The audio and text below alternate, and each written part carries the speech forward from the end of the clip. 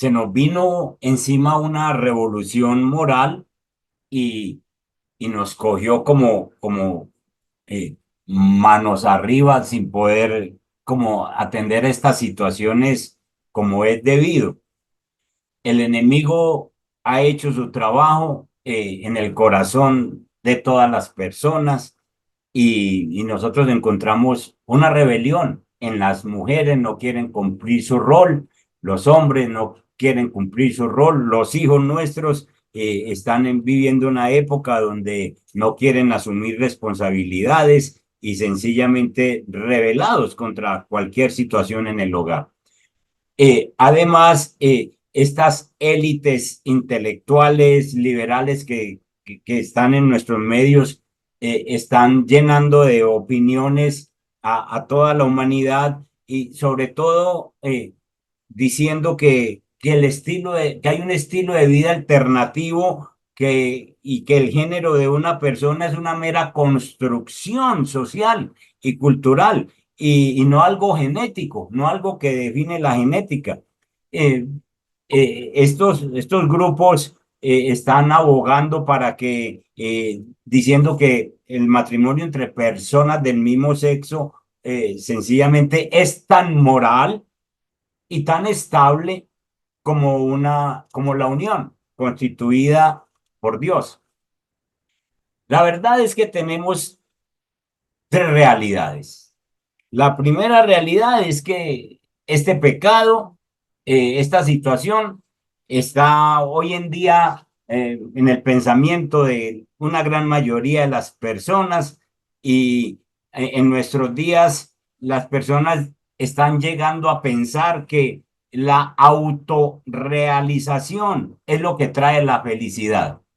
Es decir, sencillamente, yo lo que a mí me gusta, eso es lo que me hace feliz. Y esta idea se convierte en un terreno fértil para la aceptación de cualquier cosa, como la ideología de género. Yo quiero ser feliz, entonces nadie me lo impide.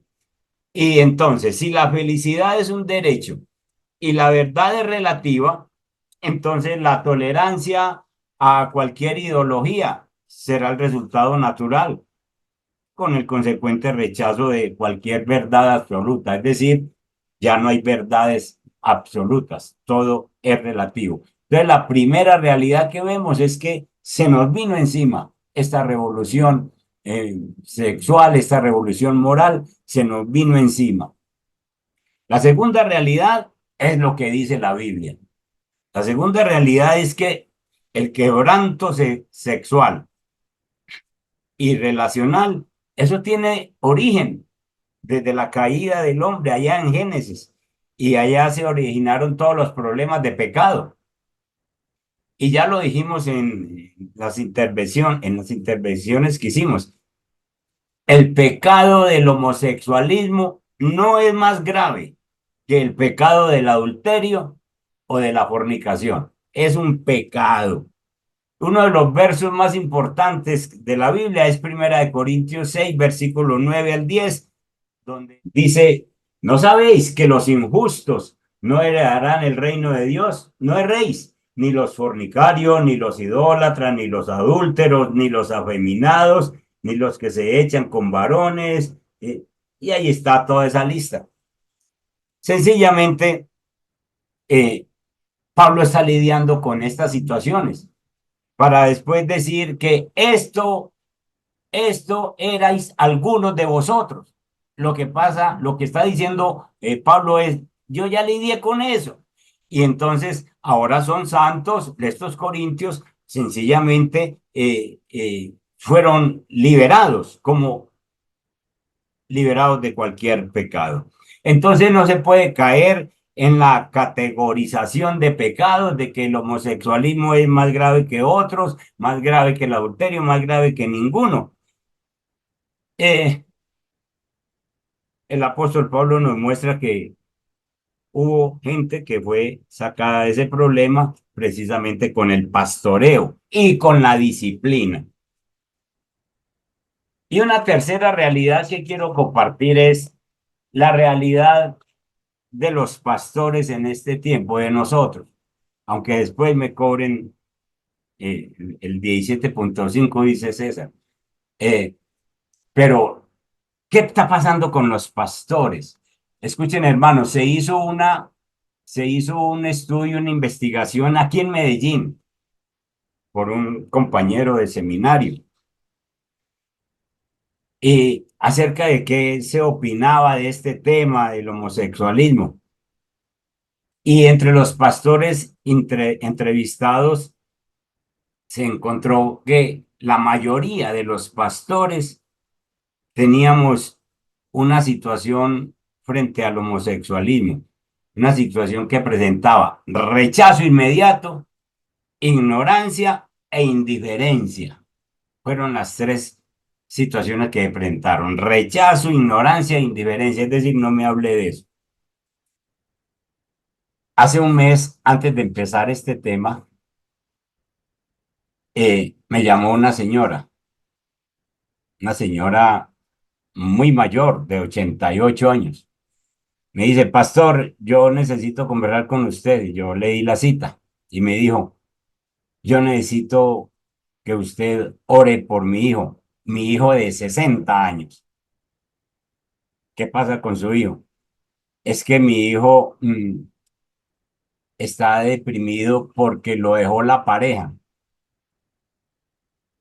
Le está hablando a un pastor clásico. Yo soy un pastor clásico que estoy enseñado a orar porque una mujer peleó con el marido, porque el marido se fue unos días, porque los hijos están. Ahora me dice que se le fue la pareja y está deprimido. Y yo le dije, ¿quién es la pareja? Es otro señor. Ustedes saben el choque que yo tuve. Yo, escuchen, nunca había orado por eso. Nunca, nunca. Y entonces yo dije, ahora en la que me metí yo, hasta dónde, qué es esta situación que me toca. Y entonces la primera reacción mía es, yo no oro por eso, pero está deprimido, pero está encerrado en la cama con tres cobijas encima. Y entonces me tuve que decirle al Señor, Señor, ¿cómo oro? ¿Cómo oro? Si es que esto no va conmigo. Y por misericordia a esta señora, por todo esto, empecé pues a mirar cómo dirigía mi oración. Entonces, sencillamente, ¿cuál es la realidad del cuerpo pastoral para enfrentar estas situaciones? La consejería pastoral no radica en técnicas, aunque las técnicas son las técnicas son muy importantes, pero más bien la consejería pastoral para estas personas se fundamenta en una correcta actitud hacia el pecador. ¿Cómo veo yo ese pecado y ese pecador? ¿Sí? Y esa actitud correcta hacia el pecador tiene que ser sustentada por un conocimiento serio y adecuado de las escrituras y por una actitud de amor y respeto hacia el pecador. Esos prejuicios y tradiciones no pueden ser los parámetros para acercarse a estas personas que sufren ese quebranto sexual. Y entonces nosotros necesitamos, hermanos, ese amor, porque el pastoreo para estas personas se necesita de una disposición cristiana para atenderlos y como lo dije, un conocimiento adecuado de las escrituras. Hermanos, se nos llegó la hora de defender la verdad como quizás nunca antes se nos había enfrentado esto. Se nos llegó la hora de defender la verdad. Es el tiempo en que la verdad de Dios está bajo ataque como ningún otro momento y nosotros necesitamos defenderla. La iglesia fue designada como columna y sostén de la verdad. Lo dice el apóstol Pablo en Primera de Timoteo, capítulo 3. Dice capítulo 3 de Primera de Timoteo, verso 15. Para que si tardo, sepas cómo debes conducirte en la casa de Dios, que es la iglesia del Dios viviente, columna y baluarte de la verdad. Entonces se nos llegó la hora de, de que nosotros defendamos esta verdad. Si la iglesia negocia la verdad, nosotros nos vamos a quedar en la oscuridad y nos vamos a convertir en ciegos guiando a otros ciegos.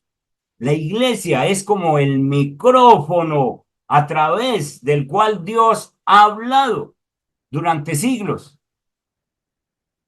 y nosotros somos los responsables. Entonces, necesitamos una visión centrada en Dios y así podemos reaccionar ante los cambios sociales de una manera bíblica y que nos permita sostenernos en medio de esta tormenta que estamos viviendo.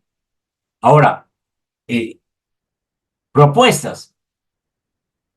Yo llegué a pensar, le recuerdo que yo soy un pastor clásico de esos que nunca me habían tocado estas cosas. Y ahora estoy hasta pensando en un ministerio para atender a personas de estas. Propuestas, estudiar, capacitarnos, permitir que otras personas que se van levantando en la iglesia puedan capacitarse en estos temas. Echar mano de, de estos otros profesionales, psicólogos, sociólogos, terapeutas, personas que nos pueden ayudar y que nos enseñan para hacer un verdadero acompañamiento en la iglesia. Que Dios nos ayude, que Dios nos ayude porque estamos ante esta revolución moral, ante esta situación difícil y necesitamos el acompañamiento, la dirección de Dios. Se llegó la hora, mis hermanos, de defender la verdad. Oremos. Padre, que estás en los cielos, qué situación esta, Señor. Pero leemos en Primera de Corintios cómo el apóstol Pablo ya lidió con eso años atrás. Cuando tenía que imponer una disciplina, como lo hizo, la impuso. Señor, nosotros necesitamos integridad.